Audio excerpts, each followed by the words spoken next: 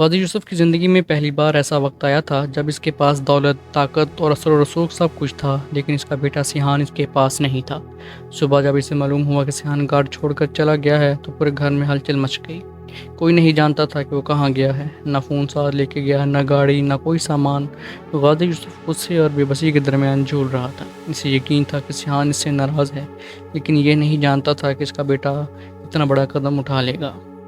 پورے شہر میں تلاش شروع کر دی گئی۔ غازی یوسف نے اپنے آدمیوں کو حکم دیا کہ ہر قیمت پر سیحان کو ڈھونڈا جائے۔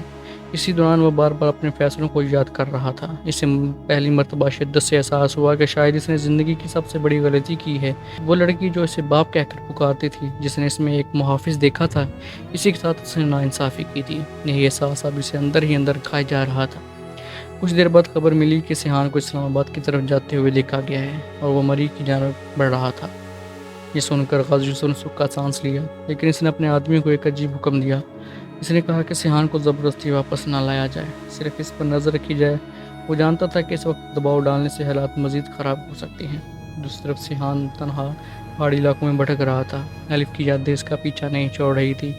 ہر لمحہ اسے الف کی آواز سنائی دیتی، اس کا چہرہ نظر آتا اور اس کا دل بوجھل ہو جاتا تھا، لیکن تھکن، کمزوری اور بخار نے اسے نڈھال کر دیا تھا۔ آخرکار وہ ایک سنسان جگہ پر بے ہوش ہو کر گر پڑا۔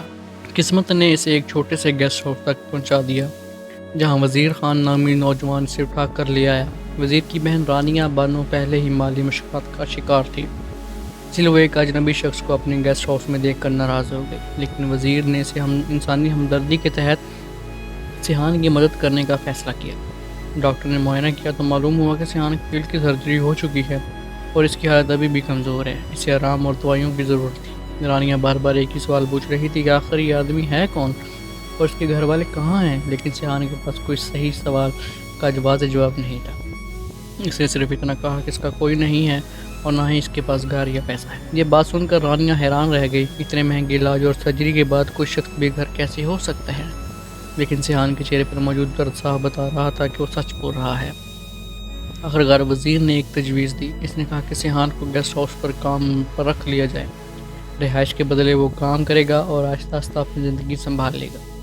کافی بحث کے بعد رانیہ مان گئی، مگر ایک شرط کے ساتھ۔ سیحان کو گیسٹ ہاؤس کے تمام معاملات درست کرنے ہوں گے، اسے رانیہ کو میڈم کہہ کر مخاطب کرنا ہوگا۔ سیحان نے خاموشی سے تمام شرائط قبول کر لی، کیونکہ اس کے پاس کوئی اور راستہ نہیں تھا۔ ادھر ایک اور حیران کن شخصیت پاکستان پہنچ چکی تھی۔ یہ الف کی جڑواں بہن الہام تھی۔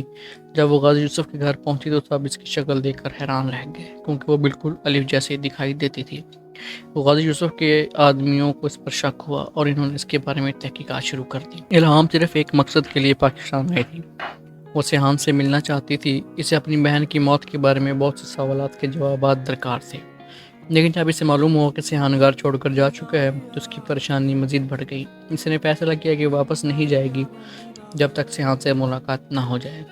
الہام کے دل میں ایک اور زخم بھی تھا۔ اسے اپنی آخری گفتگو یاد آ رہی تھی جو اس نے اپنی بہن الف کے ساتھ کی تھی۔ ماں کی موت کے بعد دونوں بہنوں کے درمیان دوریاں پیدا ہو گئی تھیں۔ الف نے غصے میں الہام سے تعلق ختم کر دیا تھا اور پھر قسمت نے انہیں دوبارہ ملنے کا موقع ہی نہیں دیا۔ اب الہام پچھتاوے اور افسوس کے بوجھ تلے دبی ہوئی تھی۔ ایک طرف سیحان اپنے ماضی سے بھاگ رہا تھا، دوسری طرف الہام اپنی بہن کی یادوں کے پیچھے چلتے ہوئے اس تک پہنچنا چاہتی تھی۔ دونوں کی منزل ایک تھی، لیکن راستے الگ الگ تھے۔ اب سوال یہ ہے کہ جب الہام اور سیحان آمنے سامنے آئیں گے تو کیا الف کی موت کا راز کھلے گا، یا غازی یوسف اپنی غلطیوں کا اصلاح کر پائے گا، اور کیا سیحان کبھی اپنے ٹوٹے ہوئے دل کو جوڑ سکے گا؟ یہی سوالات آنے والی قسط کو مزید دلچسپ اور سنسنی خیز بنا دیتے ہیں۔